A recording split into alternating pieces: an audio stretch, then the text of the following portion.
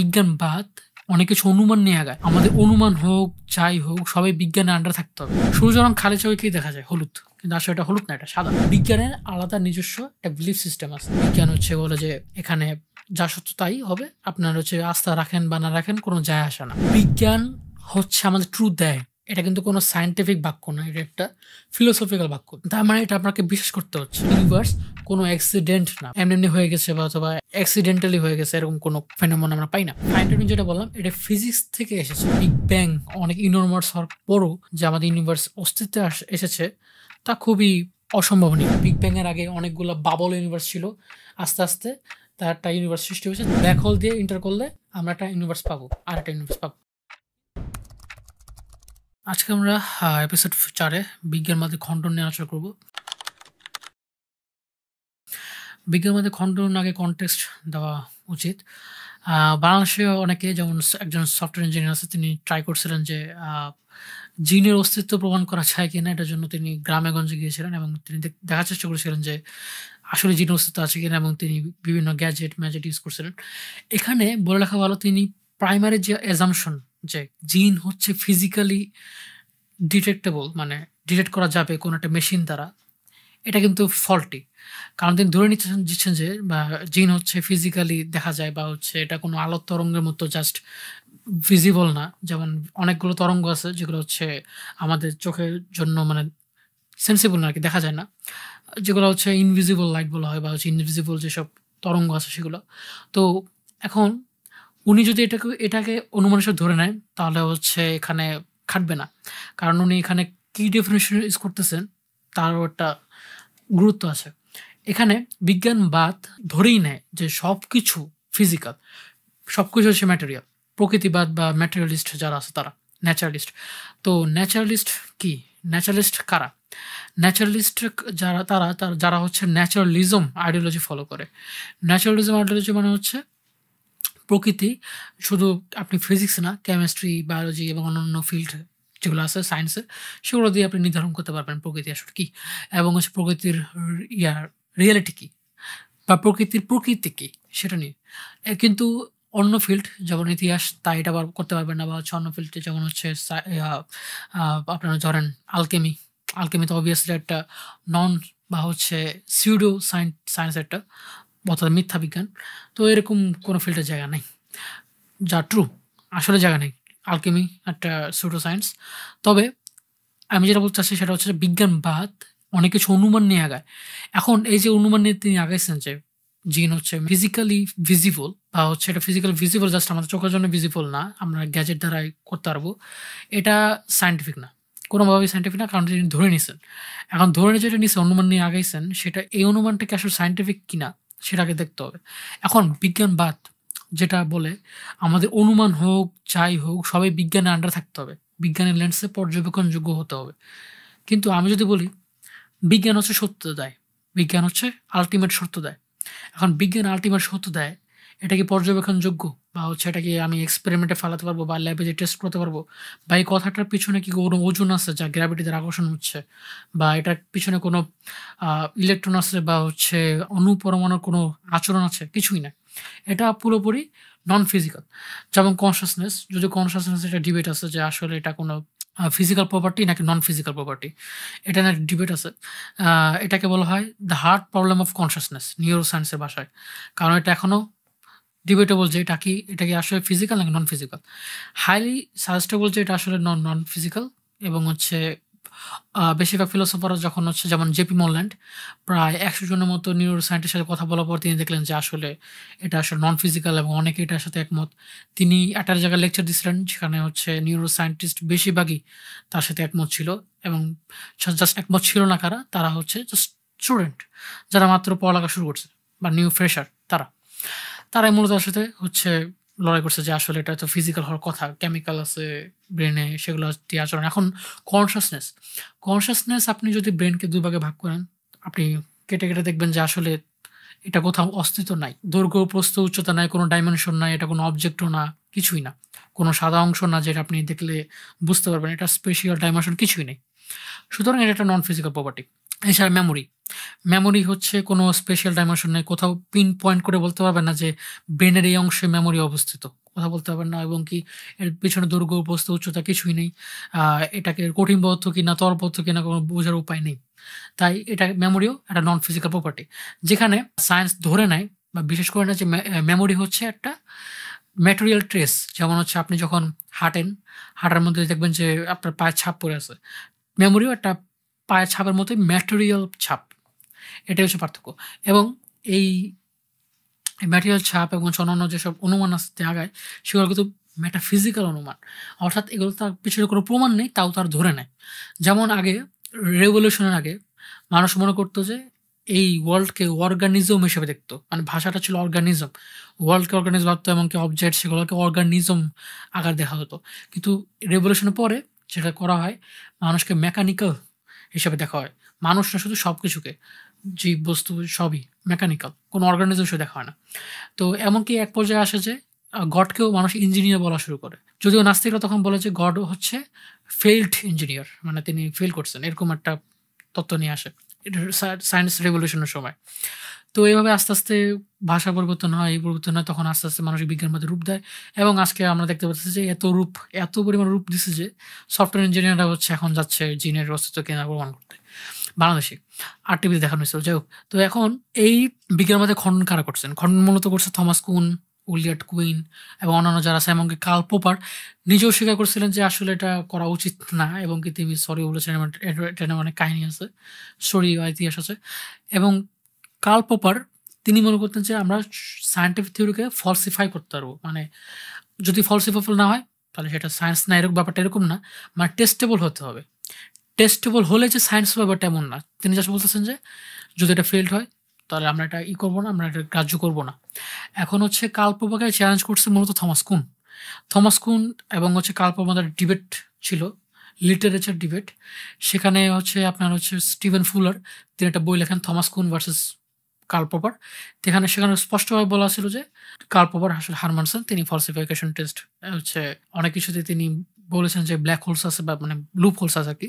এবং থমাস কুন বলেছেন যে এই প্যারাডাইম শিফটটাই হচ্ছে মেইন, ফলসিফিকেশন এখানে তেমন একটা প্যারামিটার হিসেবে কাজ করতেছে না।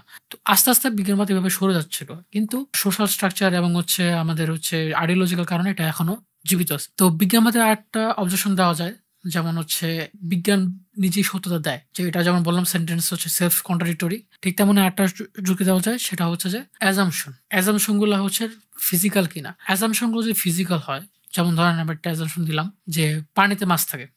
এখন এই জিনিসটা কিন্তু ফিজিক্যালি ভেরিফায়েবল, আমি চাইলে দেখতে পারবো যে পানিতে মাছ আছে কিনা, আমি অনুমান করছি ঠিকই। অথবা ধরেন হচ্ছে বাইরে বিদ্যুৎ চমকাচ্ছে, তুফান হচ্ছে, কিন্তু আপনি হচ্ছে বৃষ্টির আওয়াজ পাইতেছেন না, কিন্তু বাইরের যে তুফান হচ্ছে এই কারণে আপনি অবজারভেশনে অন্য কারণে ভাবলেন যে হ্যাঁ কোনো এক জায়গায় বৃষ্টি হচ্ছে, হয়তো আমাদের এখানে না বা অন্য ওখানে। এখন এটা আমি যে দেখতে পারবো, বাট এখানে এটা মেইন পয়েন্ট না। মেইন পয়েন্টটা হচ্ছে আপনি যে ভেরিফাই করতেছেন না, সেটা হচ্ছে মেইন পয়েন্ট।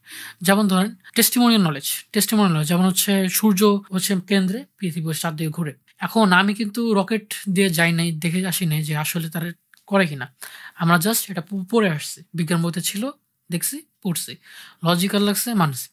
কিন্তু আমরা কি কোনোদিন পর্যবেক্ষণ করছি? করিনি। এখন এটাকে বলা টেস্টিমোনিয়াল নলেজ কোনো ফিজিক্যাল নলেজ না বা কোনো নলেজ, এটা হচ্ছে মেটাফিজিক্যাল নলেজ। এবং ফিলোসফার বেশিরভাগ বলেছেন যে আমরা বেশিরভাগ সায়েন্টিস্ট এবং যা সায়েন্স নিয়ে পড়ালেখা করতেছে বেশিরভাগই হচ্ছে টেস্টিমোনিয়াল নলেজের উপর নির্ভরশীল। অথবা আরেকটা উদাহরণ দেওয়া যায় যে পৃথিবী হচ্ছে গোলাকার, 3D। এখন হচ্ছে এই গোলাকার বা হচ্ছে 3D যেটাই হোক, এই তথ্যটা হচ্ছে আমরা কিন্তু টেস্টিমোনিয়াল নলেজ দিয়ে পেয়েছি। যেমন আমরা কিন্তু যেটা বললাম যে রকেট স্পেসে যায়নি। অথবা সূর্যের রং খালি চোখেই দেখা যায় হলুদ, কিন্তু আসলে এটা হলুদ না, এটা সাদা। এখন এইটা কেমন দেখছি? অবভিয়াসলি আমরা হচ্ছে ফিজিক্যাল অবজেক্ট ব্যবহার করছি, এখানে ফিজিক্যাল গ্যাজেটস। এখানে অনুমানটা কি কাজ করছে যে যেহেতু সূর্য ফিজিক্যাল অবজেক্ট, তাই আমরা এখানে যা গবেষণা করবো ফিজিক্যাল গ্যাজেট দিয়ে করবো। এই ফিজিক্যাল গ্যাজেট দিয়ে যা পাবো তা ট্রু, কারণ এটা ফিজিক্যাল। এই সেম লজিকটা আপনি জিনের ক্ষেত্রে খাটান, জিন কিন্তু দেখতে পারতেছে না এটার ধর্ম কি, বা এটা কালার কি, বা এটা হচ্ছে ইলেকট্রন আছে কিনা, প্রোটন আছে কিনা, এটা কতটা অ্যাটম আছে। যেমন মানুষের ভিতরে হচ্ছে 10⁻28 অথবা 10⁻29 অ্যাটম আছে, কিন্তু জিনের ক্ষেত্রে এরকম দেখতে পারতেছি না। বা সূর্যের ক্ষেত্রে আমরা দেখতে পারতেছি। এর কারণে হচ্ছে আমরা অনুমান করে আগাতে পারি যে যেহেতু এটা ফিজিক্যাল অবজেক্ট, আমরা ফিজিক্যাল গ্যাজেটে পরীক্ষা করতে পারবো, বা জিনের ক্ষেত্রে আমরা করতে পারবো না। ঠিক তেমনই ভিক্টর জে স্ট্রেঞ্জার তিনি বলছেন যে গড যেহেতু একটা সায়েন্টিফিক হাইপোথিসিস, আমরা এটাকে ল্যাবে যে টেস্ট করতে পারবো, দেখতে পারবো যে আসলে গড কোনো ফিজিক্যাল কোনো সত্তা কিনা, অথবা ফিজিক্যাল যদি সত্তা হয় তাহলে এক্সিস্টেন্স আছে, না হলে নাই। এখানেও তারা অনুমান করতেছে যে গড আগে থেকে এটা ফিজিক্যাল অবজেক্ট ছিল, আমরা জাস্ট এটা ডিসকভার করবো, এরকম ধরে নিচ্ছে। যেমন হচ্ছে ইলেকট্রন, ইলেকট্রন হচ্ছে যেমন ধরা হয়েছিল যে যদিও অ্যাক্সিডেন্টলি হচ্ছে আবিষ্কার করা হয়েছে, বাট ধরা হয়েছে যে এটা একটা ফিজিক্যাল। এবং এখন কোয়ান্টাম মেকানিক্সে যদি ইতিহাসটা বদলে গেছে, মানে বাস্তবতা কেমন হবে। এখানে ডিসক্লেমার হিসেবে বলে দেখা ভালো যে আমরা বিজ্ঞান সিরিজে কোয়ান্টাম মেকানিক্স নিয়ে আলোচনা করি নাই, কারণ হচ্ছে এটা লেন্থের চ্যাপ্টার এবং হচ্ছে অনেক ডিফিকাল্ট হবে বোঝানো। তবে আমরা ফাইন টিউনিং ক্লাসে এটা আয়োজন রেখেছি, ওটা নিয়ে সমস্যা নাই, ওটা নিয়ে আলোচনা করব। তো বিজ্ঞানবাদের খণ্ড হিসেবে এটা বলা যাচ্ছে যে এক কথায়, এক, এটা সেলফ কন্ট্রাডিক্টরি। দুই, এখানে অনেকগুলো অনুমান আছে মেটাফিজিক্যাল। তিন, আমরা যা যা অ্যাপ্রোচ করি সায়েন্টিফিক মেথড দিয়ে, যেগুলো হচ্ছে ফিজিক্যালি ভিজিবল না, সেগুলোর ক্ষেত্রে আমরা অনেকগুলো অনুমানে কাজ করতেছি, যেগুলো হচ্ছে একদমই লজিক্যাল না। আর চার, এটা হচ্ছে হিস্টোরিক্যালি অলরেডি ডেড, আমরা জাস্ট এটা লেগেসি দেখতেছি, যা হচ্ছে আমরা হচ্ছে নতুন যারা সায়েন্টিস্ট বা হচ্ছে যারা হচ্ছে এখন মাত্র সায়েন্স আসে তাদের মুখে দেখতেছি। বাট তাদের কারণে হচ্ছে মূলত সেকুলারিজম বলি বা লিবারিজম বলি, তার একটা ফুয়েল পাচ্ছে বা জ্বালানি পাচ্ছে। এটা হচ্ছে মূলত আলোচনা। তো বিজ্ঞান খণ্ডন, এটা হচ্ছে মূলত সামারি। এরপরে আমরা আলোচনা করব হচ্ছে এপিসোড 5, সেখানে বিজ্ঞানে বিশ্বাস আছে কিনা, বিজ্ঞানের বিশ্বাস জায়গা আছে কিনা। এটার মূলত জাস্ট এটুকু বলে রাখবো যে মূলত বলা হয় যে বিশ্বাস হচ্ছে আনসাইন্টিফিক। বিজ্ঞানের ক্ষেত্রে আমরা কি করি, বিজ্ঞানের ক্ষেত্রে আমরা প্রমাণ করি 2+2=4। এখানে বিশ্বাস করি বা না করি, বিশ্বাসের উপর ভিত্তি করে এই অনুমানগুলো কিন্তু চেঞ্জ হচ্ছে না। কিন্তু বিশ্বাস হচ্ছে আনসার্টিফিক, যেহেতু এটা চেঞ্জ হবে, আপডেট হবে ইত্যাদি। দেয়ারফর আমরা হচ্ছে বিজ্ঞানে বিশ্বাস জায়গা দিই না, এটা অনেক আলোচনা করে। তো এটা নিয়ে আমরা একটা ডিবাং করব। 5-এ আমরা বিজ্ঞানে বিশ্বাসের জায়গা আছে কিনা তা নিয়ে আলোচনা করব। বিজ্ঞানে বিশ্বাস জায়গা কেন ইম্পর্টেন্ট, এই টপিকটা কেন দরকার। তো বিশ্বাস জিনিসটা কি আসলে?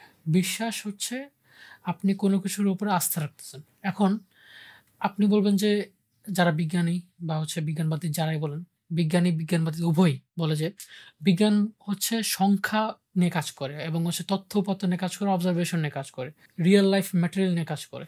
এখানে ভুল হওয়ার সম্ভাবনা খুব কম। তো আপনি আস্থা রাখি বা না রাখি, ভুল হতে পারেন, নাও হতে পারেন। এখন বিজ্ঞান যেমন ধরেন, আপনি একটা উদাহরণ দিই, গাছের পাতার রং সবুজ। এখন বিজ্ঞান বলবে যে এটা সবুজ আসলে কিভাবে, অবজারভেশন করব, অবজারভেশনের মাধ্যমে তথ্য দিব যে হ্যাঁ এটা রং সবুজ আছে। এখন অবজারভেশন করবো যে মাইক্রোস্কোপ দিয়ে যে কি হয় না হয়, আচরণগুলো কি বিহেভিয়ার কেমন ইত্যাদি করে করে এক্সপেরিমেন্টেশন করবো, তারপরে সেটা তো একটা উপসংহার দিব, রাইট, একটা কনক্লুশন দিব। এখন এখানে ওনারা বলবে যে বিজ্ঞান জাস্ট 2+2=4, এটা একটা সত্য। ঠিক তেমনই গাছের পাতার রং কেন সবুজ বা কিভাবে সবুজ হয়েছে সেটার যে তথ্য দিবে তাও সত্য। এখন এখানে যে প্রবলেমগুলো ঘটে, তারা বলে যে আপনি বিশ্বাস করেন বা না করেন সেটার উপর ডিপেন্ড করে গাছের পাতার রং চেঞ্জ হবে না, অথবা সূর্য নিজের অক্ষ চেঞ্জ করবে না, বা পৃথিবী তার অক্ষ চেঞ্জ করবে না, জাস্ট বিকজ আপনার ভাল লাগে নাই। যেমন হচ্ছে ধরেন আপনি বললেন যে ক্যালকুলেটরে আমি 2+2=4 দিলাম, চাপলাম, হ্যাঁ। এখন আপনি তো বললেন যে না, আমার তো এই অ্যান্সার ভাল লাগে না। এখন অ্যান্সার ভাল লাগে না দেখে তো আপনি পুরো সিস্টেম বা ক্যালকুলেটর চেঞ্জ করবেন না, আপনি বলবেন যে সত্য এখন আমি বিশ্বাস করি বা না করি, সমস্যা নাই। তো বিজ্ঞানের ক্ষেত্রে ওটা, বিজ্ঞানের ক্ষেত্রে তো ওরা বলে যে বিজ্ঞানের ক্ষেত্রে বিশ্বাস জায়গা নেই, বিকজ বিজ্ঞান হচ্ছে বলে যে এখানে যা সত্য তাই হবে, আপনার হচ্ছে আস্থা রাখেন বা না রাখেন কোনো যায় আসে না। এখানে দুটো জিনিস বুঝতে হবে, বিলিফ আর ক্রেডেন্স। বিলিফ হচ্ছে হয় এটা ট্রু, হয় এটা ট্রু না, ফলস অথবা ট্রুথ, ব্যাপারটা এরকম বাইনারি অ্যান্সার। কিন্তু ক্রেডেন্স হচ্ছে কতটুকু আপনি বিশ্বাস করছেন, হয় আপনি 50% বিশ্বাস করছেন, অথবা 60%, অথবা 70%, মানে কতটুকু আস্থা রাখছেন। যেমন ধরেন আমি বললাম যে বাইরে বৃষ্টি হচ্ছে, এখন আপনি আমার কথা বিশ্বাস করতে পারেন, নাও করতে পারেন। আপনি বলতে পারেন যে হয় বাইরে বৃষ্টি হচ্ছে না বৃষ্টি হচ্ছে না, ট্রু অথবা ফলস। এখানে 50% হয়তো বৃষ্টি হচ্ছে, 60% হয়তো বৃষ্টি হচ্ছে বাইরে, এমনটা তো বলবেন না। এটা হচ্ছে বিলিফ। ক্রেডেন্স হচ্ছে ধরেন হচ্ছে খেলা, এখন খেলার মধ্যে হচ্ছে হয় একটা দল 70% চান্স আছে জেতার, আপনি 70% বিলিভ করতেছেন জিনিসটা, এটা হচ্ছে ক্রেডেন্স। এখন ক্রেডেন্স হচ্ছে বিজ্ঞানের ক্ষেত্রে অনেকটা নির্ভরশীল। এখন বিলিফের প্রপার্টি হচ্ছে ক্রেডেন্স, বিলিফটা হচ্ছে 100% হয় ট্রু অথবা ফলস, কিন্তু ক্রেডেন্স হচ্ছে 30, 40, 50, 60%। এখন বিজ্ঞানের ক্ষেত্রে আমরা 30, 50, 40, 50% জিনিসটা ইউজ করি। তো এখানে কিন্তু ক্রেডেন্স বা বিলিফ সিস্টেম চলে আসতেছে। এখন বিলিফটা কিভাবে কাজ করতেছে দেখেন, বিলিফটা কিভাবে কাজ করতেছে আমরা আগে বলেছিলাম আগের এপিসোডে যে বিজ্ঞান কিছু অনুমানের উপর ভিত্তি করে চলে। এখন বিজ্ঞান হচ্ছে আমাদের ট্রুথ দেয়, এটা কিন্তু কোনো সায়েন্টিফিক বাক্য না, এটা একটা ফিলোসফিক্যাল বাক্য। তার মানে এটা আপনাকে বিশ্বাস করতে হচ্ছে, এটা আপনি সায়েন্টিফিক্যালি প্রমাণ করতে পারতেছেন। আবার আবার একটা উদাহরণ দেওয়া যাক। যেমন আমাদের কগনিটিভ ফ্যাকাল্টি যদি হাই ফাংশনাল না হতো, 100% ঠিক না থাকতো, তাহলে কি আমরা কোনোদিন সায়েন্স করতে পারতাম? এখন আপনাকে বিশ্বাস করতে হবে যে হ্যাঁ, আমাদের রেশন ফ্যাকাল্টি 100% কাজ করে এবং আমরা কোনো ডেলুশনের মধ্যে নাই, আমরা কোনো বিভ্রান্তির মধ্যে নাই। এমন না যে আমাদের ওয়ার্ল্ড হচ্ছে কোনো বিভ্রান্তির মতো। যেমন হচ্ছে ধরি একটা উদাহরণ দেই। ধরেন আপনার এটা হচ্ছে অনেক ফেমাস একটা থট এক্সপেরিমেন্ট, যেমন অ্যালবার্ট প্ল্যাটিঙ্গার ভার্সনটা বলি, যে ধরেন যে আপনার ব্রেইন নিয়ে কোনো একটা মঙ্গল গ্রহে গবেষণা করা হইতেছে। এখন তারা আপনার ব্রেন নিয়ে গেল এবং সেটাকে একটা বিভ্রান্তির মধ্যে রাখলো। আপনি টাচ করতে পারতেছেন, ফিল করতে পারতেছেন, সবই করতে পারতেছেন, কিন্তু স্বপ্নের মধ্যে একদম রিয়েল ওয়ার্ল্ড এক্সপিরিয়েন্সের মতো। আপনি ডিস্টিংগুইশই করতে পারতেছেন না যে রিয়েল ওয়ার্ল্ড কোনটা আর ফেক ওয়ার্ল্ড কোনটা, কারণ আপনার সেন্সগুলাকে ওইভাবে কাজ করতেছে। এখন এই আপনি কি বলতে পারবেন যে আসলে এটা কিভাবে ট্রু বা কিভাবে ফলস ডিস্টিংগুইশ করতে পারবেন? পারবেন না। কারণ এখানে আপনাকে বিশ্বাস রাখতে হবে যে আপনি হ্যাঁ, রিয়েল একটা ওয়ার্ল্ডে আছেন। যেমন আমি এখন রিয়েল একটা ওয়ার্ল্ডে আমি বিশ্বাস করি। এখন এটাকে আপনি এম্পিরিক্যালি বা সায়েন্টিফিক প্রুফ করতে পারবেন না। সায়েন্স এটা ধরে না। কিভাবে আমি বলি? এই আপনি যে একটা বাহ্যিক ওয়ার্ল্ডে আছেন, এই জিনিসটা। এখন আপনি যদি প্রমাণ করতে চান যে আপনি বাহ্যিক ওয়ার্ল্ডে নাই, অথচ আপনি বাহ্যিক ওয়ার্ল্ডে আছেন, মানে এলিয়েনের যে বাহ্যিক ওয়ার্ল্ড সেখানে আছেন, অথচ আপনি প্রমাণ করবেন যে বাহ্যিক ওয়ার্ল্ডটা এক্সিস্ট করে। কিন্তু এলিয়েনরা তো আপনার ব্রেনকে অ্যাবডাক্ট বা কিডন্যাপ করে নিচ্ছে। এখন আপনাকে ভুল স্বপ্ন দেখাচ্ছে, ভুল রিয়ালিটি দেখাচ্ছে। এই ভুল রিয়ালিটি যেটা, সেটা ভিতরে থেকে আপনি কি রিয়েল ওয়ার্ল্ডকে প্রমাণ করতে পারবেন? পারবেন না। কারণ ভুল ওয়ার্ল্ডে প্রমাণগুলো ভুল হবে, রাইট? সো আপনি রিয়েল ওয়ার্ল্ডকে প্রমাণ করতে পারবেন না। এখানে বৃত্তাকারে ঘুরতেছেন। আবার যদি বলেন যে না, আমি হচ্ছে প্রমাণ করতে পারবো, তাহলে এটাকে আপনি এজুম করে নিতেছেন যে এখানে আপনি এই ভুল ওয়ার্ল্ডে যতগুলো প্রমাণ পাবেন সবগুলো হচ্ছে রিয়েল। এটা আপনি ধরে নিতেছেন, অর্থাৎ এজুম করে নিতেছেন। সো এখানে আপনি সায়েন্টিফিকলি প্রুফ করতে পারতেছেন না, গোল ঘুরতেছেন বলতে গেলে। এই একটা গেল। ২ নম্বর আসি। ২ নম্বর যেমন ধরেন হচ্ছে লজিক। আমরা লজিক দিয়ে প্রমাণ করতে পারি না যে লজিক হচ্ছে সত্য। লজিকে প্রমাণ করতে পারতেছি না। ঠিক তেমন বিজ্ঞান হচ্ছে সত্য, বিজ্ঞান দিয়ে বিজ্ঞানকে প্রমাণ করতে পারতেছি না। এটা একটা অনুমান যে বিজ্ঞান কাজ করে, লজিক কাজ করে, রেশন ফ্যাকাল্টি কাজ করে ইত্যাদি। এমন অনেক উদাহরণ দেওয়া যায়। যেমন যখন ফিজিক্সে কোনো মানুষ কাজ করে, পেপার লেখে, তখন হচ্ছে আপনার মোমেন্টাম, তারপর অন্যান্য যেসব থিওরি আছে সেগুলোকে কনস্ট্যান্ট ধরে কাজ করতে অনেকগুলা থিওরি আছে যেগুলো কনস্ট্যান্ট ধরতে হয়। তো যেমন মোমেন্টাম, তারপর হচ্ছে কনস্ট্যান্ট, তারপর হচ্ছে আপনার ধরেন অন্যান্য যেমন শক্তির সংরক্ষণশীলতা নীতি, এগুলো এজুম করে কাজ করতে হয়। এখন এইগুলো অ্যাজাম্পশন যেগুলা, এগুলো কিন্তু অনেক সময় অ্যাটাক করে, এটা সত্য। বাট অনেক সময় অ্যাটাক করে না, তখন টেস্টিমোনিয়াল নলেজ হিসেবে কাজ করে। তো আপনি এখানে সায়েন্টিফিক্যালি প্রমাণ করতেছেন না আপাতত দৃষ্টিতে, টেস্টিমোনিয়াল নলেজ হিসেবে কাজ করতেছে। সো এইগুলো হচ্ছে টেস্টিমোনিয়াল নলেজ, যেগুলো প্রমাণ করা গেলেও সায়েন্টিফিক্যালি আমরা ধরে নিচ্ছি যেগুলো সত্য। তো এখানে আমরা কিছু উক্তি দেখতে পাচ্ছি স্লাইডে। যেমন পল ডেভিস, তিনি বলতেছেন যে বিজ্ঞান অনেকগুলো অ্যাজাম্পশনের কাজ করে, যেমন হচ্ছে আমাদের ইরেশনাল মাইন্ড এবং যে ইউনিভার্স ইন্টেলিজিবল ওয়েতে, মানে আপনি ছুঁতে পারতেছেন, আপনি ইন্টেলিজিবল ওয়েতে, মানে বোধগম্য ওয়েতে কাজ করতে পারতেছেন বা কাজ করবে, এটা আপনি ট্রাস্ট করেন, এটা আপনি বিলিভ করেন। এবং স্টিফেন জেগর বলতেছে যে বিজ্ঞানের আলাদা নিজস্ব একটা বিলিফ সিস্টেম আছে। তিনি হচ্ছেন ইভলিউশনারি বায়োলজিস্ট। তিনি হচ্ছে ইভলিউশনকে মেনে নেন হার্ট হোললি, এবং হচ্ছে উনি তার অনেক বিশাল পেপার আছে এটা নিয়ে। স্টিফেন জে গোল্ড, তাকে বলা হয় বুলডগ অফ ইভলিউশন। তো উনি নিজেও এটা স্বীকার করতে বাধ্য।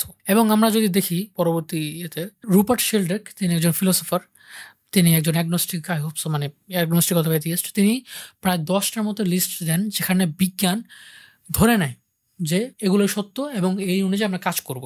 যেমন প্রথমে তিনি একটা এক্সাম্পল দিয়েছেন যে সবকিছু হচ্ছে মেকানিক্যাল, এটা নিয়ে আমরা একটা আলোচনা করছিলাম। যেমন কুকুরা হচ্ছে অনেকগুলো কমপ্লেক্স মেকানিজম এবং হচ্ছে অর্গানিজমের সমষ্টি। তো এই আমরা যেমন মানুষ, এই পিপল আর হচ্ছে লাম্বারিং রোবটস, আমরা হচ্ছে অনেকগুলো রোবটসের মতো, অথবা রিচার্ড ডকিন্সের ভাষায় বলে এটা বিবিড ফ্রেস, যেখানে ব্রেন আছে এবং জেনেটিক আমাদের প্রোগ্রাম করা, কোডিং করা আছে আমাদের মধ্যে। তো এগুলো হচ্ছে আমরা যে মেকানিক্যাল, এটা আমরা ধরে নিই। আগে ভাবতাম আমরা হচ্ছে অর্গানিজম।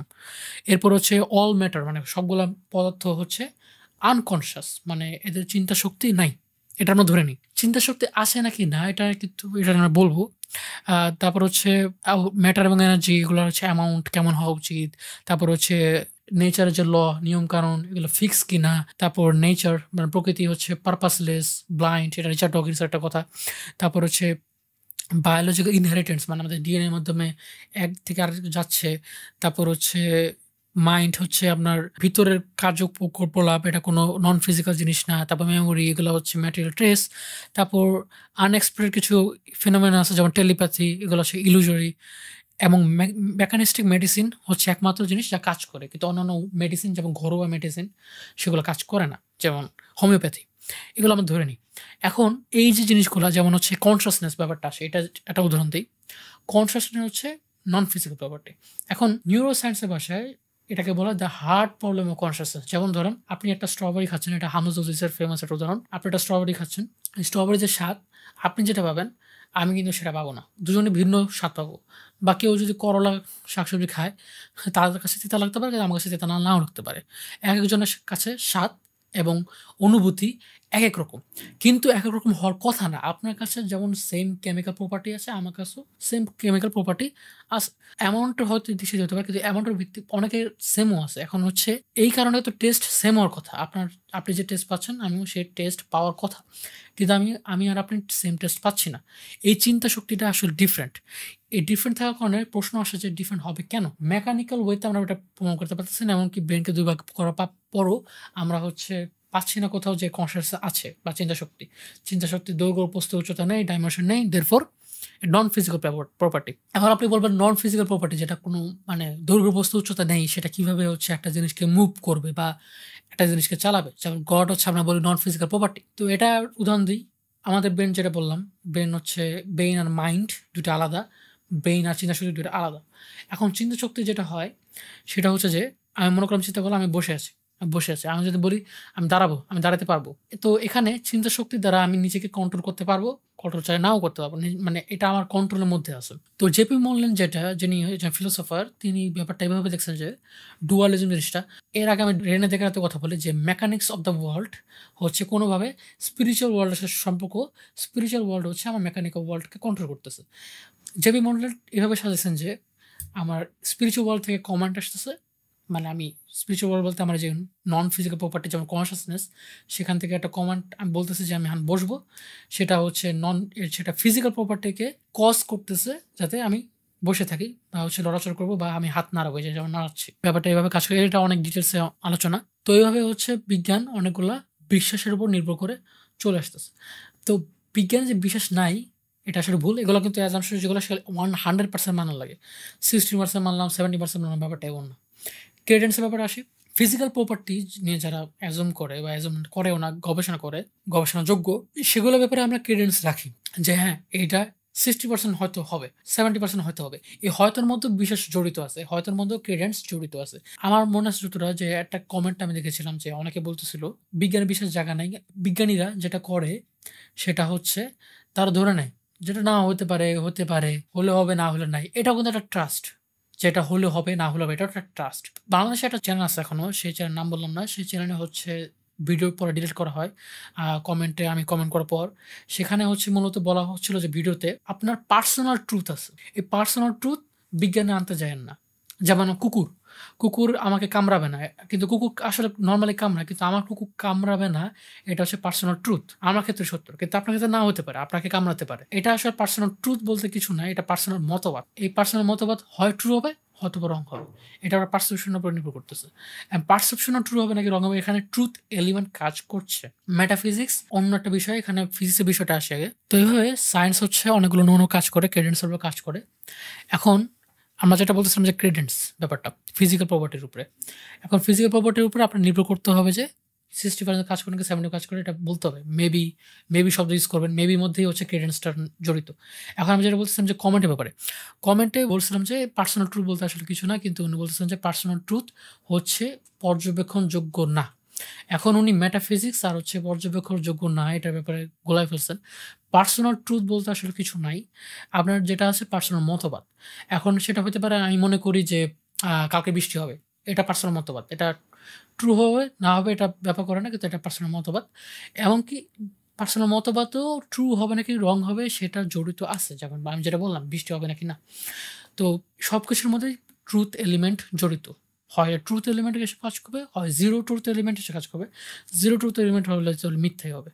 তো এখন মেটাফিজিক্স যেটা করে, মেটাফিজিক্স হচ্ছে মনে করেন কোনো কিছুর এক্সিস্টেন্সের পিছনে অর্থ কী, বা আমি এখানে কেন কথা বলতেছি। জন এলিয়ন্স একটা উদাহরণ দিই। জন এলিয়ন্স একটা ২টা উদাহরণ দিচ্ছেন তার ক্যান সায়েন্স এক্সপ্লেন এভরিথিং বইতে।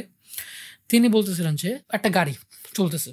তো এই গাড়ি চলছে যে সেখানে আমি বিজ্ঞান এসে বলতে হবে যে এর গতিশক্তি কেমন, কতটুকু ব্যয়িত শক্তি কাজ করছে এখানে, শক্তি পটেনশিয়াল শক্তি কেমন, ব্লা ব্লা ব্লা এভরিথিং, ইচ অ্যান্ড এভরিথিং বলতে পারবো।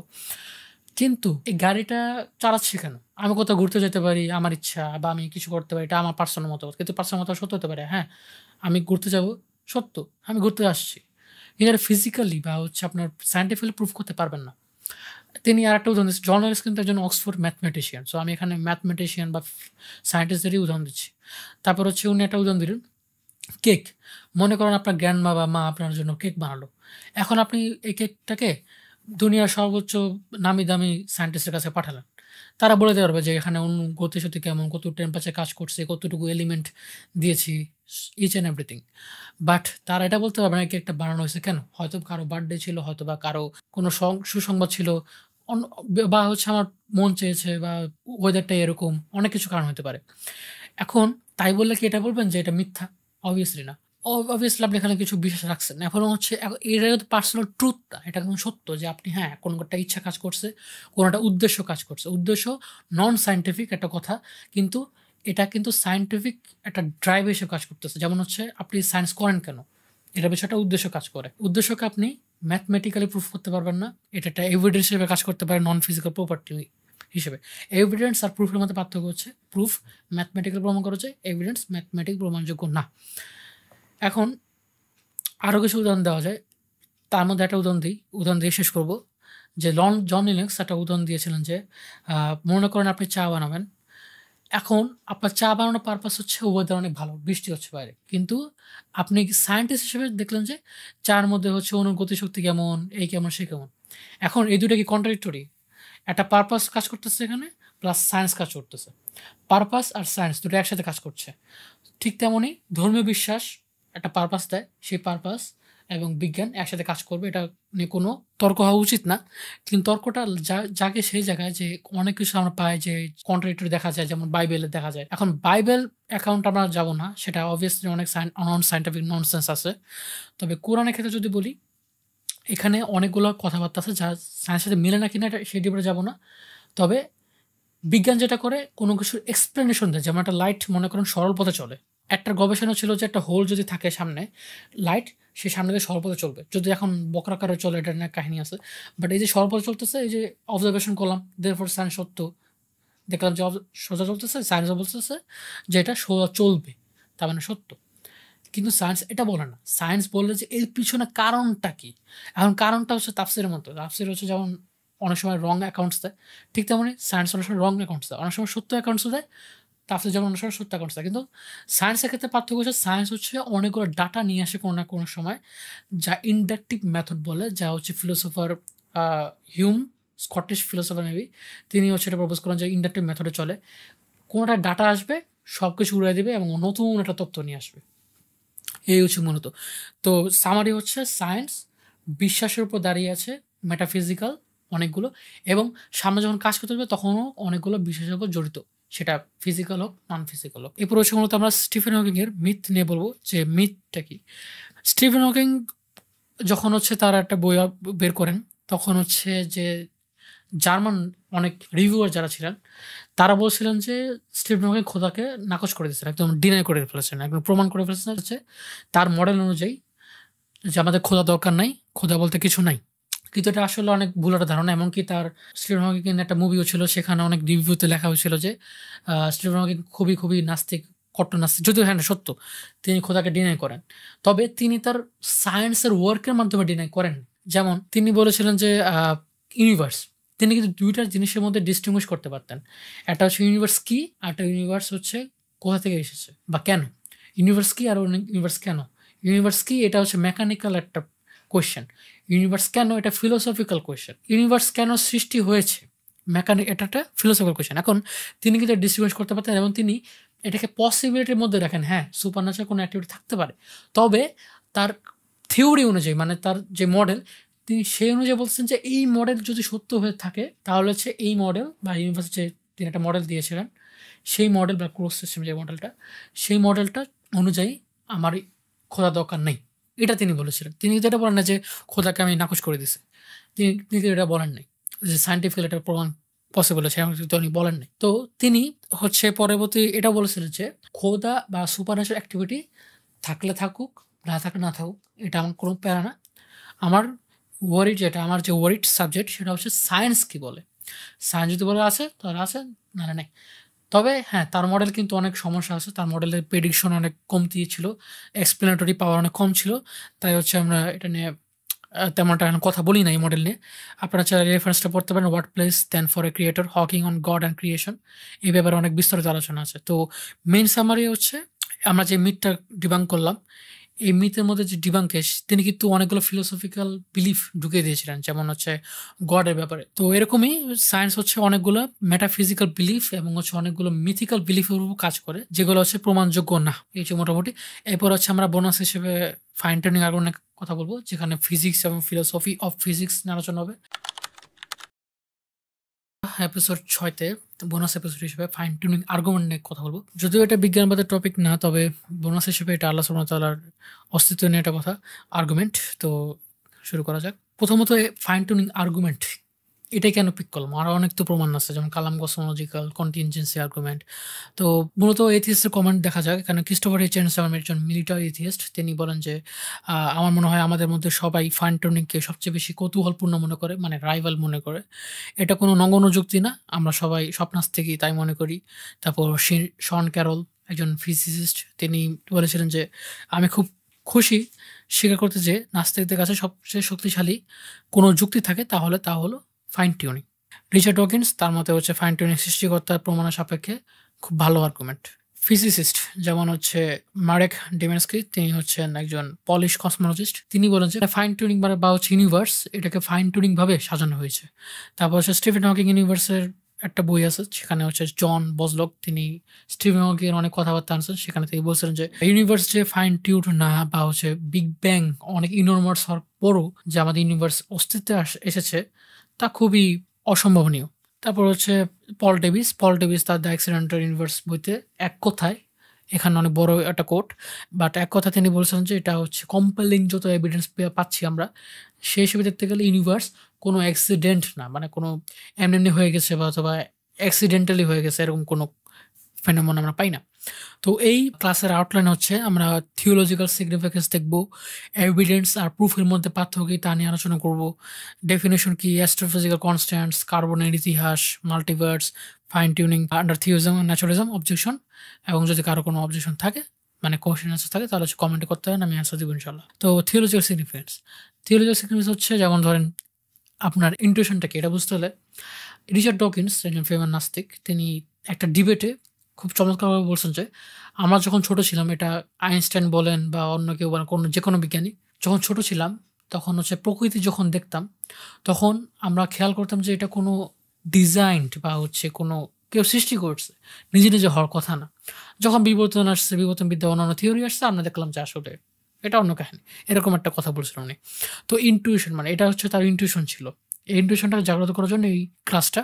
তারপর হচ্ছে অনেক অ্যান্সার পাবেন, ডিফিকাল্ট অ্যান্সার, যেমন হচ্ছে গড আসলে এক্সিস্ট করে কি না, এই ধরনের অ্যান্সার, অনেক বিগ একটা কোয়েশ্চেন। তারপর কনক্লুশন, আপনার হচ্ছে লাইফ চেঞ্জ করবে অবভিয়াসলি, যদি আপনি মনে করেন যে গড এক্সিস্ট করে, তাহলে আপনার লাইফ চেঞ্জ হবে। প্রুফ আর এভিডেন্সের মধ্যে পার্থক্য একটু বুঝতে হবে। প্রুফ হচ্ছে 100% ট্রুথ অথবা 100% ফলস, হয় ট্রু অথবা না।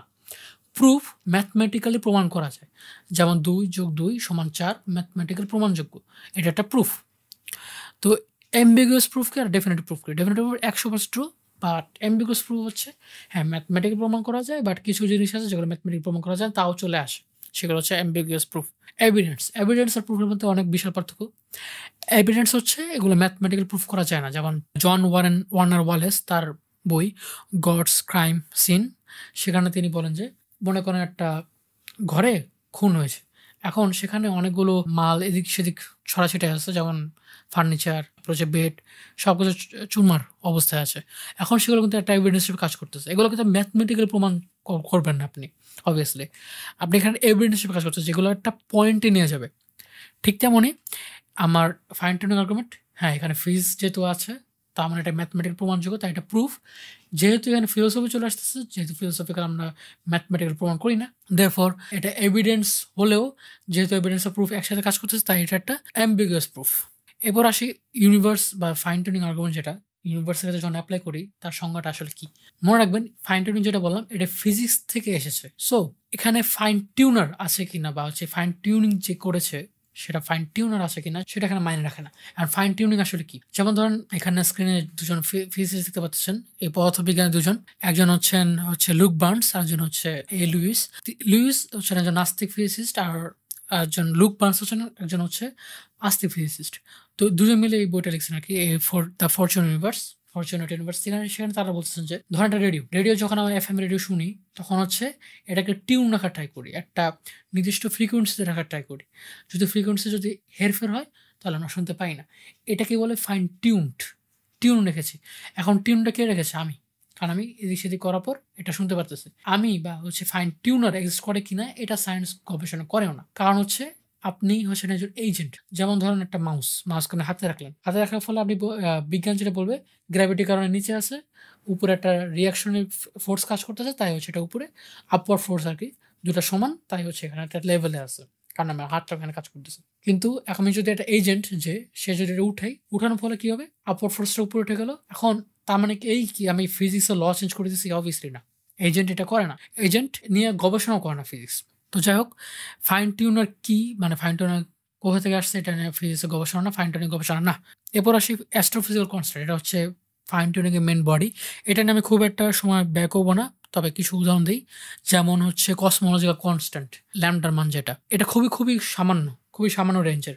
এখন এই সামান্য রেঞ্জ যদি একটু এদিক সেদিক হতো তাহলে ইউনিভার্স ফর্ম হতো না, লাইফ সৃষ্টি হতো না। ফাইন টিউনিং মেনলি যেটা করে বা মেনলি যে সংজ্ঞা সেটা হচ্ছে যে আপনার এই ছোট স্মল রেঞ্জের মধ্যে যে কনস্ট্যান্টগুলো আছে সেগুলোর মধ্যে এতটাই পরিমাণ ছোট, একটু এদিক সেদিক হলে ইউনিভার্স সৃষ্টি হতো না, ধ্বংস হয়ে যেত, এবং হিউম্যান বিং যারা আছে তারা সৃষ্টি হতো না। এটাই মূলত ওরা গবেষণা করে এই ফাইন টিউনিং এ। তো এখানে লাইফ ফর্ম কিভাবে হচ্ছে সেটা দেখে, লাইফ ইভলভ কিভাবে হয়েছে, বিকশিত কীভাবে হয়েছে সেটা নিয়ে গবেষণা করে না। যাই হোক, তো কসমোলজিক্যাল কনস্ট্যান্ট যেটা ল্যামডা মান যদি পজিটিভ হয়, মানে বেশি হয়, যেটা মানে ল্যামডা মান যেটা করে সেটা হচ্ছে কসমোলজিক্যাল কনস্ট্যান্ট যেটা করে ইউনিভার্সের যে এক্সপানশন বা সম্প্রসারণ তা কন্ট্রোল করে। এটা মান যদি খুব বেশি হয় বা পজিটিভ দিকে যায় তাহলে খুব তাড়াতাড়ি এক্সপানশন হবে, লাইফ ফর্ম হবে না, ইউনিভার্স ফর্ম হবে না, গ্যালাক্সি ফর্ম হবে না। যদি খুব নেগেটিভলি চলে তাহলে হচ্ছে অ্যাবস্ট্রাকটিভ হবে, ভালো মতো হবে না। তো হচ্ছে এখানেও সমস্যা দেখা দেবে। এটা হচ্ছে পল ডেভিসের মতামত। তিনি এটা বলছেন যে নেগেটিভ হলে কী হবে, পজিটিভ হলে কী হবে। এবং হচ্ছে শূন্য হলেও সমস্যা হবে। শূন্য হলো সাসকিনের একটা পেপার আছে যেটা আমরা সামনে দেখবো। শূন্য মানে ল্যামডা মান তো জিরো, ল্যামডা মান ধরেন হচ্ছে এখানে দেওয়া হয়েছে 2.8 × 10⁻122। তো এখানে এটি মান যদি জিরো হতো তাহলেও সমস্যা হতো। যদিও ক্রাউস উইলিয়াম লেনকের সাথে ডিবেটে বলছে সমস্যার কথা, কিন্তু সাসকিন এখানে দেখা যাচ্ছে অবভিয়াসলি এখানে প্রবলেম হবে। স্ট্যাটিস্টিক্যালি মিরাকলস বলছেন উনি। তো আরেকটা উদাহরণ দেওয়া যাক, কিউ এর মান, Q is equal to 110 something. So এখানে হচ্ছে অনেক ছোট একটা মান। তো এই কিউ হচ্ছে একটা লবণের মতো কাজ করতেছে আর কি। ধরেন ইউনিভার্স একটা কিচেনের মতো। হ্যাঁ, এই কিচেনে হচ্ছে আপনি রান্না যখন করবেন, গ্যালাক্সি তারপর হচ্ছে স্টার্স রান্না করবেন যখন, এই কিউ হচ্ছে লবণের মতো কাজ করতেছে। লবণ যেমন বেশি হলে সমস্যা, কম হলে সমস্যা, এই কিউ ঠিক তেমনই, কম হলে সমস্যা, বেশি হলে সমস্যা, লাইফ ফর্ম হবেই না। তো এটার আপনারা রেফারেন্স হিসেবে জাস্ট 6 নাম্বারস নামে একটা বই আছে, মার্টিন রিস, তিনি থিওরিটিক্যাল ফিজিসিস্ট। তিনি কি নাস্তিক বা আস্তিক, তিনি তার রিভিউ জানা যাক, তার ভিউ কেমন। তিনি হচ্ছে বলেছেন যে এটা কম্পেলিংলি অ্যাট্রাকটিভ। হ্যাঁ, এটা খুবই পাওয়ারফুল একটা আর্গুমেন্ট, কিন্তু তিনি বলছেন এটা কি কোইন্সিডেন্স নাকি অ্যাক্সিডেন্টাল নাকি গড সৃষ্টি করছে এটা তিনি মতামত দেন না। তো অ্যানবডি বললেন, এটা মূলত রিসেন্ট একটা গবেষণা, সেখানে কয়েকজন সায়েন্টিস্ট তারা গবেষণা করছে সিমুলেশনের মাধ্যমে, 2000 বার রান করছে। এই সিমুলেশনে রান করার মাধ্যমে দেখলো যে 5 বিলিয়ন বছর পর কি হবে। তারা দেখলো যে সূর্য আর বুধের যদি আমি ডিস্টেন্স 1 মিলিমিটার করে কমাই দিই তাহলে দেখা যাবে যে 5 বিলিয়ন বছর পর আমার যে কক্ষপথ সূর্যের বুধের তা ক্ল্যাশ করবে এবং বুধ শুক্র গ্রহের সাথে ক্ল্যাশ করবে। তো ক্ল্যাশিংটা হবে।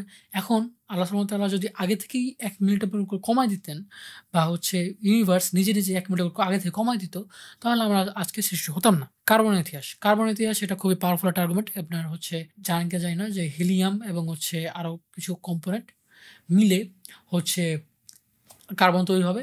এখন এটার জন্য যে প্রসেস তা যদি 1 1% হেরফের হতো কার্বন সৃষ্টি হতো না, এবং কার্বন হচ্ছে জীবন বা লাইফ ফর্মের জন্য খুব দামি একটা উপাদান, যা একটু এদিক সেদিক হলেই লাইফ ফর্ম হতো না। এবং ফ্রেড ওয়েল তিনি তার লেকচারে বলেছেন যে নাথিং কুড শেকড মাই এথিওজম, মানে তার যে এথিওজম বিলিফটা বা নাস্তিকতা বিলিফটা খুবই নাড়া দিয়ে দেয় জাস্ট একটা কার্বন। এন্ট্রপি বুঝতে হলে যেটা বুঝতে হবে সেটা হচ্ছে এন্ট্রপি জিনিসটা আসলে কি। এন্ট্রপি মনে করেন হচ্ছে হাই থাকে বা লো থাকে, তখন কি হবে?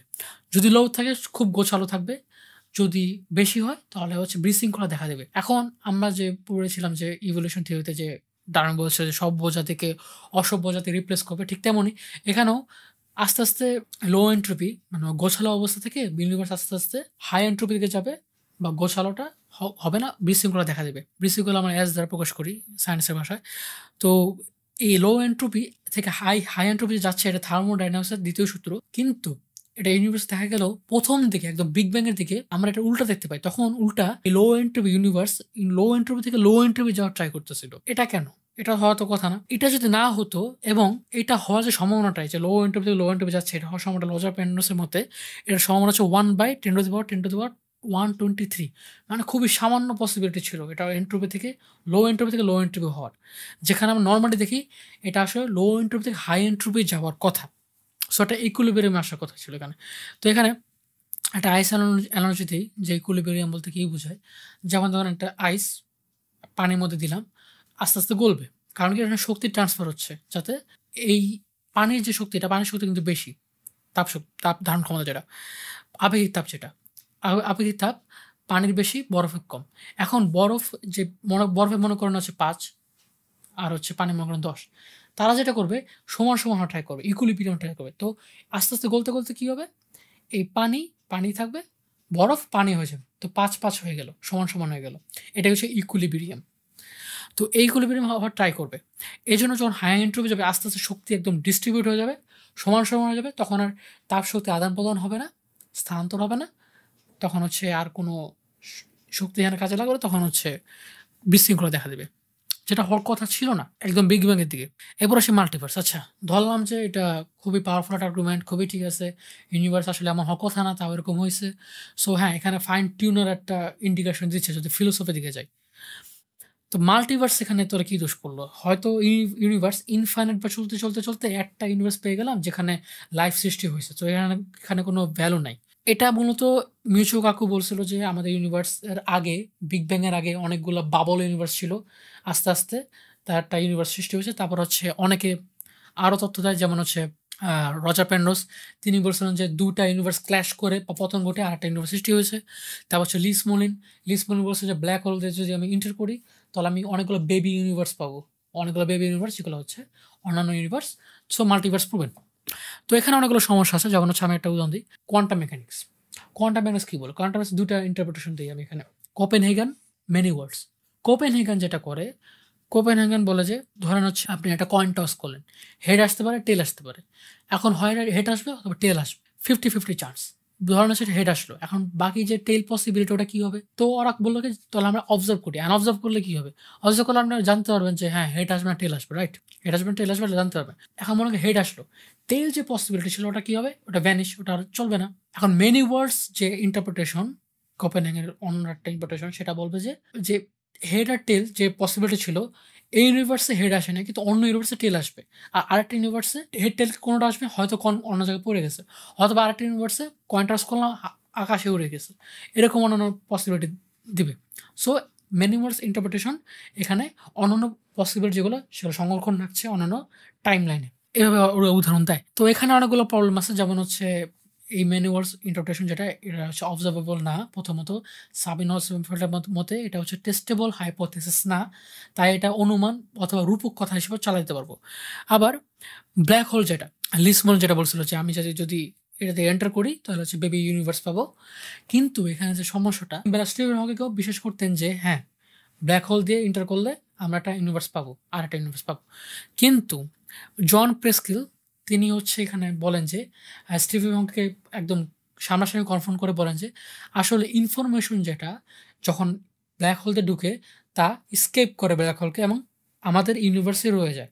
তার মানে এটা ব্ল্যাক হোলকে ঢোকার পর অন্য কোনো ইউনিভার্সে চলে যায় না, এমনকি ব্ল্যাক হোল হচ্ছে বাষ্পিত হয়, মানে এটা ইভাপোরেট করে, একসময় উড়ে যায়, যার কারণে আমরা জানতে পারবো যে এটা ভিতরে কী ছিল, এবং যতটুকু ম্যাটার এনার্জি চলে গেছে ভিতরে, অত ম্যাটার এনার্জি আমরা পাবো। সো সংরক্ষণ আছে। সো আমরা এই যে লিসবনে যে তত্ত্বটা যে বেবি ইউনিভার্স যাবো, এটা আসলে খাটে না। অবজারভেশন ডাটা এখানে সাবিন হোসেন এখানে একটা দোষ করছেন, সেটা হচ্ছে যে উনি যেটা বললেন যে অবজারভেশন ডাটা, সেটা হচ্ছে আমি টেস্টেবল করতে পারতেছি না, এখানে না বলে উনি বলতে পারতেন যে টেস্টেবল হাইপোথিসিস না, এটা বলেই ক্ষান্ত থাকতে পারতেন। তিনি ক্ষান্ত থাকেন নাই, তিনি বললেন যে এটা অবজারভেবল হতেই হবে। এখন আইনস্টাইনের যে থিওরি ছিল জেনারেল রিলেটিভিটি, সেটা কিন্তু অবজারভেশন পাইলের উপর নির্ভর করে কিন্তু তিনি ততটা দেন নাই। অবজারভেশন যে ট্রু, এটা আমরা পরে জানতে পারছি, আগে কিন্তু জানতে পারিনি। তো এখানে সাবির হোসেন বলতে পারতেন যে মাল্টিভার্সে যেমন উড়াই দিলেন, এখানে উড়াই দিতে পারতেন। সো এটা আসলে খাটে না।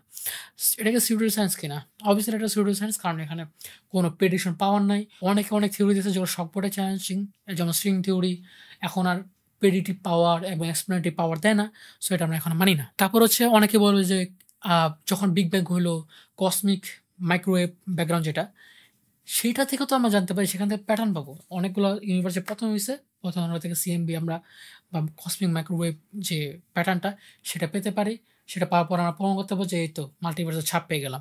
কিন্তু এটা যে পেপারটা, এটাকে আমরা অনেক রিফ্লেকশন দেখছি, যেমন একটা পেপার আমি রেফার করছি স্লাইডে, সেখানে কোনো প্যাটার্ন পাওয়া যায় নাই।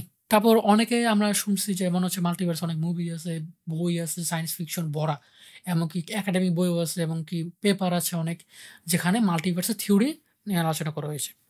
তবে আমরা অনেক ফিলোসফার সায়েন্টিস্টের নাম যাই না, তাদের আমি লিস্ট সেখানে দিয়ে রেখেছি, আপনারা চাইলে পড়ে নিতে পারেন, সেখানে অনেক সুন্দর বলা আছে।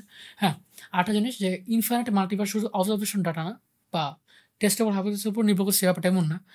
আমরা এখানে ফিলোসফিগুলো হ্যান্ডেল করতে পারবো। যেমন ধরেন, আপনি একটা রুমে প্রবেশ করলেন, প্রবেশ করার পর একটা লোক দেখলেন যে সে লুডো খেলতেছে এবং হচ্ছে লুডোতে 2টা ছক্কা আসলো, 2বার টানা। এখন আপনি কি এটা বলবেন যে সে অনেকবার ট্রাই করছে, আমি আসার আগে হয়তো চিট করছে, এইভাবে করে করে 6 আসছে? নাকি আপনি এটা বলবেন যে আমি আসার পরপরই সে খেলা শুরু করছে আর আমি দেখছি হ্যাঁ ট্রু, সে মাত্রই সে 2বার আসছে, এটা লাক হইতে পারে, পেয়ে গেল এক। আরেকটা হচ্ছে উদাহরণ দিই, হেডারটেল সে অনেকক্ষণ খেলতেছিল, হ্যাঁ, কিন্তু হেডারটেল সে 50 বারই হেড আসতেছিল। তখন আপনি কি বলবেন? 50 বার তো হেড আসার কথা না, একবার হলো টেল আসার কথা। এটা তো অনেকটা সম্ভাবনার উপর নির্ভর করতেছে, সে কিভাবে করলো এটা, রাইট? এখানে আপনি এক্সপ্রেশন খুঁজবেন। ঠিক তেমনই ইউনিভার্স এরকমই 50 বার হেডের মতোই একটা ফেনোমেনা, যে এটা হওয়ার কথা না, তাও এটা হলো কিভাবে? সো এটা সম্ভাবনার মধ্যে পড়ে না। এখন কোনো একটা কোইন্সিডেন্সের মধ্যে পড়ে না, সম্ভাবনার মধ্যে পড়লেও কোইন্সিডেন্সের মধ্যে পড়ে না। এখন এখানে গ্যাম্বলার্স ফ্যালাসি কাজ করে, এটার নাম হচ্ছে গ্যাম্বলার্স ফ্যালাসি। গ্যাম্বলার্স ফ্যালাসি 2 টাইপের আছে, এটা নাম আলোচনা করবো না, বাট মোটামুটি দ্বারা এইভাবে যে ধরেন হচ্ছে আমি একটা বানানো দেখলাম, সকাল ঘুম থেকে উঠে আমার টাইপরাইটারে লিখতেছে বা কিবোর্ডে লিখতেছে। এখন সে লিখলো যে I like bananas, yellow bananas. হ্যাঁ, এখন কি আপনি এটা বলবেন যে ইনফাইনাইট পরিমাণ বানর আছে, এই বানর মধ্যে একটা বানর আছে, সে হচ্ছে লিখতে পারছে? আপনি কি এটা বলবেন? নাকি এটা বলবেন যে এই বানর যে লিখতে পারছে এটার পিছনে কোনো কারণ আছে, হয় সে হাইপার ইন্টেলিজেন্ট, হয় সে হচ্ছে অনেক প্র্যাকটিস করছে, অথবা হয় সে কেউ তাকে শিখাইছে, বা আমি শিখেছি আমি ভুলে গেছি, বা অনেক কিছু হতে পারে, অনেক কারণ থাকতে পারে, বা বায়োলজিক্যাল কোনো ট্রেড থাকতে পারে। কিন্তু আপনারা সেম অ্যানালজি যারা হচ্ছে অবজেকশন দেয় মাল্টিভার্স, তারা কেন এই সেম অ্যানালজি এই ক্ষেত্রে খাটায় না? যে ইউনিভার্স অনেকগুলো আছে, ধরলাম অনেকগুলো আছে, যদিও নাই, আমরা একটু প্রমাণ করলাম, মানে প্রমাণ না, মানে অনেকগুলো টেস্টেবল হাইপোথিসিস দেখালাম যে যেটা দাঁড়ায় যে আসলে নাই, এটা অনেকটা সিউডো সায়েন্সের মতো। সো এখানে দাঁড়ায় যে এই সেম এনার্জি বানানো এনার্জির ক্ষেত্রেও এখানে যখন অ্যাপ্লাই করি ইউনিভার্স যেটা, আমরা তখন কেন বলি না যে ইউনিভার্স ইনফাইনাইট পরিমাণ আছে? সেটা না, দেখতে হবে যে ইউনিভার্স যেটা আমরা পেয়েছি, যেটা এক্সিস্ট করতেছি, সেটা কোনো স্পেশাল, সেটা আমার দেখতে হবে, রাইট? এটা হচ্ছে মূলত কথা। তো এখন আমরা যেটা বুঝতেছি সেটা হচ্ছে ফাইন টিউনিং আর্গুমেন্টটা ন্যাচারালিজম আন্ডারে না থেকে, ন্যাচারাল বা প্রকৃতি, বা যারা মনে করি প্রকৃতি সব কিছু গড বলতে কিছু নাই, তাদের আন্ডারে না থেকে আমাদের থিওরিজম বা আস্তিকতাতে বেশি মেক সেন্স করে। কারণ ন্যাচারালিজমে লাইফ ফর্ম করুক বা না করুক সেটা ম্যাটার করে না, একটা পাথর থাকুক বা না থাকুক সেটা ম্যাটার করে, একটা ম্যাটার থাকলেই চলে, প্রকৃতি থাকলেই চলে, প্রকৃতি কি এক্সিস্ট করতেছে না এক্সিস্ট করছে সেটা ম্যাটার করে না, কিন্তু আস্তিকতা বলে এটা ম্যাটার করে। So fine tuning argument life ফর্মের যে ডেফিনেশনটা, সেটা হচ্ছে আমাদের এখানে বেশি মেক সেন্স করতেছে। সো এখানে চান্স, অ্যাক্সিডেন্টাল কোনো ব্যাপার স্যাপার আসে না। তো এখানে কোনো অবজেকশন আসতে পারে, যেমন ফাইন টিউনিং কি আসলে ডিজাইন আর্গুমেন্ট দিচ্ছে, না এটা কোনো ডিজাইন করে দিচ্ছে না। এখন অনেকে বলতে পারে যে আমি তো অনেক সৃষ্টি দেখছি যেখানে ডিজাইন নেই, অনেক কিছু আমার কাছে অনেক ফালতু লাগছে। এখানে ডিজাইন আর্গুমেন্ট করতেছে না, আল্লাহর সৃষ্টির সৌন্দর্য আছে কিনা সেটা আমরা পরের টপিক। ফাইন টিউনিং বলে যে জাস্ট লাইফ ফর্ম হয়েছে, এতটা রিস্কের মধ্যে কেমনে হলো সেটা দেখে, এটা স্ট্রম্যান আর্গুমেন্টের মতো আরকি। মানে স্ট্রম্যান মানে আপনি মিসরিপ্রেজেন্ট করতেছেন আর্গুমেন্টটাকে। এরপর অনেকে বলতে পারে যে আচ্ছা ধরেন হচ্ছে ইউনিভার্স অন্যান্য কনস্ট্যান্ট থাকলো, অন্যান্য ভেরিয়েবল থাকলো। তখন হয়তো মানুষ এভাবে থাকতো না, অন্যরকম দেখতে হতো। আমরা হয়তো রোবটের মতো দেখতে, অথবা মানে এমন একটা মানুষ অনেক বিশাল দেহ, বাট পিছে একটা সিংহের আত্মা দাঁড়ায় আছে। অনেক কারণ আছে, আমাদের কনস্ট্যান্ট আলাদা। সো অনেক কিছু হতে পারতো, রাইট? কিন্তু এটা আসলে প্রমাণযোগ্য না। প্লাস হচ্ছে এটা শন ক্যারল এটা আর্গুমেন্ট করেছিল। তবে এটা অনেক ফিজিসিস্ট যেমন হচ্ছে লুক বার্নস, তিনি বলেছেন যে আমাদের আর্গুমেন্ট এটা না যে অন্যান্য কনস্ট্যান্ট থাকলে আমাদের ঘাম ছুটতো বেশি, তাও আমরা টিকে থাকতাম, বা টেম্পারেচার বেশি থাকতো তাও আস্তে আস্তে বিকশিত হয়ে টিকে থাকতাম। এটা আমাদের আর্গুমেন্ট। আর্গুমেন্ট হচ্ছে এটা যে অন্যান্য কনস্ট্যান্ট থাকলে আমাদের যে 10⁻28 এটম আছে বা 10⁻10⁹ এই অ্যাটমগুলো আস্তে আস্তে ক্ষয় হতো। কেমিক্যাল রিয়াকশন যেগুলো আমাদের ভিতরে কাজ করতেছে সেগুলো আর কাজ করতো না। এবং হচ্ছে অন্যান্য যেসব যেসব আছে যেমন হচ্ছে লাইফ ফর্মই হতো না, একটা ইটার্নাল লোনলিনেস কাজ করতো। এটা হচ্ছে আমাদের মেইন আর্গুমেন্ট। তো অবজেকশন 3, ব্যাং এবং ডোবা। ডোবা যে উদাহরণটা যেটা দিব এখন, সেটা হচ্ছে মূলত বাংলাদেশের অনেকে কপি করছে। সেটা হচ্ছে ব্যাঙের অ্যানালজি। ডোবা অ্যানালজিটা কি? ডোবা হচ্ছে যেমন স্লাইডে দেখতে পাচ্ছেন যে একটা গর্ত, সেখানে পানি আছে। এটা হচ্ছে মূলত ডোবা। তো এটা মূলত যিনি প্রথমে আছে সেটা হচ্ছে ডোগলাস নামে একজন ব্যক্তি। তিনি বলেছিলেন যে পারো এনেছে এরকম যে ধরেন পানি ডিফারেন্ট জায়গায় শেপ নিতে পারবে। এখন পানি চিন্তা করলো, বাহ, আমি গর্ত খুব সুন্দরভাবে ঢুকে গেছি, তার মানে এই গর্ত আমার জন্য তৈরি করা হয়েছে। ঠিক তেমনই মানুষ ভাবা শুরু করছে যে ইউনিভার্স আমার জন্য সৃষ্টি করা হয়েছে। এটা আসলে একটা বায়াসনেস, এটা আমাদের আর্গুমেন্ট না। পানি যে কোনো গর্তে ঢুকতে হবে, কারণ পানি একটা শেপ আছে, পানি যে শেপটা এটা ফ্লেক্সিবল। কিন্তু হিউম্যান বিংস আপনি যে কোনো ইউনিভার্সে বা যে কোনো গ্রহে ফালা দেন, তারা এক্সিস্ট করবে না। যেমন মঙ্গল গ্রহ, বুধ গ্রহ বা অন্যান্য গ্যালাক্সি বা নিউট্রন স্টার কোথাও এক্সিস্ট করবে না। যেমন আমাদের যদি পৃথিবী ইলেকট্রন না থাকতো, নিউট্রিনো ইউনিভার্স হিসেবে সৃষ্টি হতো, তখন আমরা এক্সিস্টই করতে পারতাম না। সো এই পার্টন এনার্জি আসলে খাটে না, কারণ পানি এক জায়গায় শেপ নিতে পারে, বোতল বা অন্যান্য জায়গায়। যেমন হচ্ছে মঙ্গল গ্রহ এক্সিস্ট করতে পারবে, বাট একটা হিউম্যান বিং আপনি ছেড়ে দেন, পারবেন না। এবং এই জিনিসটা কপি করছে হচ্ছে বাংলাদেশের অনেকে প্রগতিশীলরা। তারা বলে যে ব্যাঙের যে কুয়া আছে, সে কুয়াতে গেল, কুয়াতে হচ্ছে ছোট, তার কাছে এটা ভালো লাগছে, সে চলতে পারতেছে, তার কাছে এটা ভালো লাগছে, এটা হচ্ছে তার জন্য বেটার। এমন সে চিন্তা করলো যে এটা তার জন্য তৈরি করা হয়েছে। ব্যাঙের ক্ষেত্রে সেম, ব্যাঙ যে কোনো কুয়াতে এক্সিস্ট করতে পারবে যদি পানি থাকে নির্দিষ্ট পরিমাণ হ্যান। কিন্তু আমরা হিউম্যান বিংস যে কোনো ইউনিভার্সে বা যে কোনো গ্রহে এক্সিস্ট করতে পারবো না।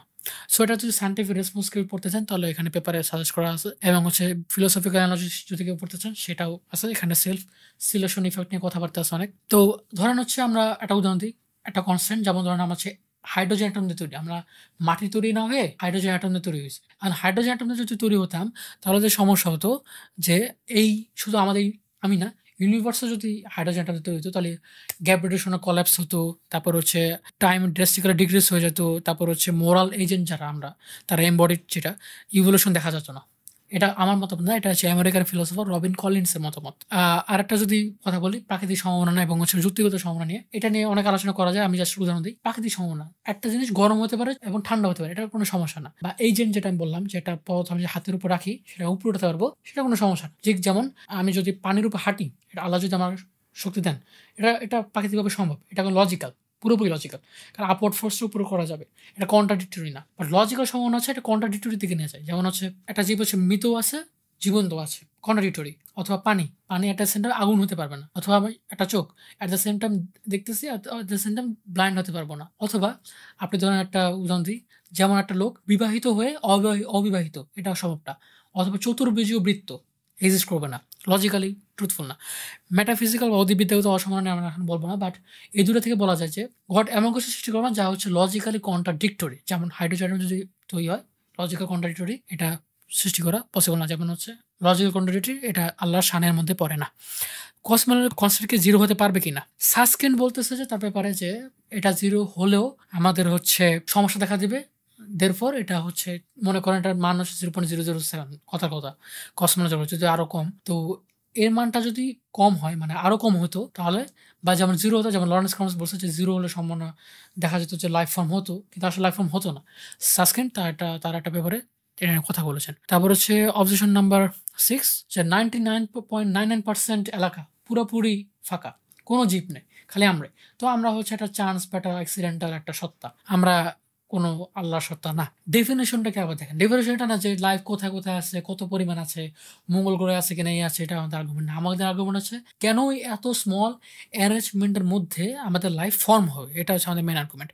অবজেকশন নাম্বার 7 হচ্ছে তারা বলে যে ধরেন আমি আর একটা পাথর, পাথরের জন্য ফাইন টিউনড, আমার জন্য ফাইন টিউনড। খালি পাথরে কয়েকটা মুখ নাই, কয়েকটা হাত পা নাই, তার মানে এই না যে সে ফাইন টিউন না। তাহলে পাথরের যতটুকু ভ্যালু আমার ততটুকু ভ্যালু আছে, তার মানে এটা স্পেশাল কিছু না, পাথরও ফাইন টিউন, আমিও ফাইন টিউন। এখানে দেখতে হবে যে হ্যাবিটেবল আর নন হ্যাবিটেবল কিনা। পারমাণবিক যেহেতু যা বলছিলাম এখানেও তা খাটে। পাথরকে আপনি মঙ্গল গ্রহে পাঠিয়ে দেন, সে টিকবে। পাথরকে আপনি সূর্যে পাঠিয়ে দেন, হয়তো সে পুড়ে যাবে বাট টিকবে, কিন্তু আমরা টিকবো না। সো নন হ্যাবিটেবল। এরপর হচ্ছে লাইফ ফর্ম, যেমন এখানে একটা স্লাইড দেখতে পাচ্ছেন যে এক্সট্রিমোফাইল, এটা এলিয়েন বাঘের মতো দেখতে।